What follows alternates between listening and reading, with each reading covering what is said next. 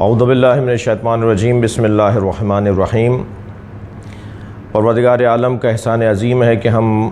قرآن مجید، نہج البلاغہ اور صحیفہ سجادیہ سے وابستہ ہیں اور ہم اس کا دعویٰ بھی کرتے ہیں۔ ہم اہل قرآن ہیں، ہم نبی مکرم کی امت ہیں، ہم مسلمان ہیں، اس لیے ہمیں یہ اعزاز حاصل ہے کہ قرآن مجید کی صورت میں ہمارے پاس اللہ کا کلام، اللہ کا پیغام،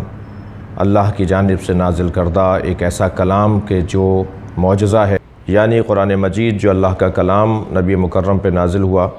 ہم مسلمان ہونے کے ناطے اس کا اعتراف، اقرار اور اس پر ایمان رکھتے ہیں۔ قرآن مجید جتنا زیادہ ہم پڑھیں گے اتنا ہی در حقیقت ہم معارف سے، مفاہیم سے اور سالم علم سے اور واقعی معلومات سے، سچی باتوں سے ہم وابستہ ہوں گے۔ قرآن کو کیسے زیادہ سے زیادہ پڑھا جائے، کیا کیا جائے کہ قرآن ہمارے لیے پڑھنے میں آسان ہو جائے اور ہم اس کو آسانی کے ساتھ پڑھیں اور ہمارے جو احباب ہیں، ہماری قوم ہیں، مسلمان ہیں، وہ قرآن کو زیادہ سے زیادہ پڑھیں۔ جدید تقاضوں کے مطابق، جدید ٹیکنیکی اور فنی طریقوں اور تقاضوں کے مطابق زاد راہ پروڈکشن جو حضرت جناب محترم محمد رضا مرچنٹ صاحب کا قائم کردہ ادارہ ہے، اس نے ایک USB کی صورت میں قرآن مجید کی قرأت، اس کا اردو اور انگریزی ترجمہ اور اس کی صحیح تلفظ کے ساتھ اس کی ادائیگی اور اس کو صحیح انداز سے پڑھنا اور سننا۔ در حقیقت میں جب پہلے ایک چیز کو سنوں گا تو بہت اچھی انداز سے میں اسے پڑھ بھی سکوں گا۔ سمعی اور بصری جو کہا جاتا ہے کہ سننا اور پڑھنا اور دیکھنا اور پڑھنا، تو یہ الحمدللہ زاد راہ پروڈکشن کی طرف سے قرآن کی صحیح سماعت اور قرآن کی صحیح قرأت اس حوالے سے USB تیار ہوئی ہے، جو آج کے جدید تقاضوں کے مطابق ہے۔ موبائل میں بھی استعمال ہو سکتی ہے، لیپ ٹاپ میں استعمال ہو سکتی ہے، ٹیلی ویژن کی جو اسکرینیں ہوتی ہیں LCD LED ان کے اوپر استعمال ہو سکتی ہے۔ گاڑیوں میں جو آج لگژری اور بہتر گاڑیاں ہیں اس کے اندر وہ پورا سسٹم ہوتا ہے USB لگانے کا، اس میں استعمال کی جا سکتی ہے اور انسان سفر کرتے ہوئے ایک جگہ سے دوسری جگہ تک جاتے ہوئے اس USB کو لگا لے اور رستے میں معلوم ہوا کہ اس نے 2 سورے سن لیے اور پورا سپارہ سن لیا اور دوسرے سفر میں دوسرا سپارہ سن لیا، تو اچھی مصروفیت بھی اور مثبت کام اور مثبت وقت کا استعمال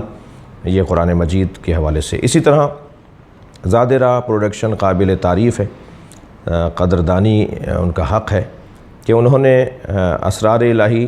یعنی نہج البلاغہ کو بھی اسی انداز سے پیش کر دیا ہے، یعنی ہم نہج البلاغہ کو اول سے آخر تک سن لیں، اس کی عربی کو، اس کی اردو کو، اس کی انگریزی کو اور اس کے متن کو۔ خوبی کی بات یہ ہے کہ متن بھی ساتھ ساتھ اس کا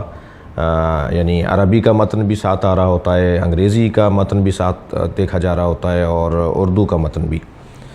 اسی طرح قابل قدر ہے یہ ادارہ کہ انہوں نے صحیفہ سجادیہ، امام زین العابدین علیہ السلام کے کلام، ان کی دعائیں، ان کی مناجات،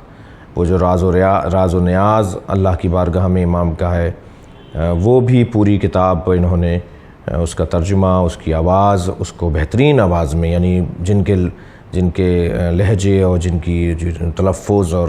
جن کی تجوید، جن کے مخارج،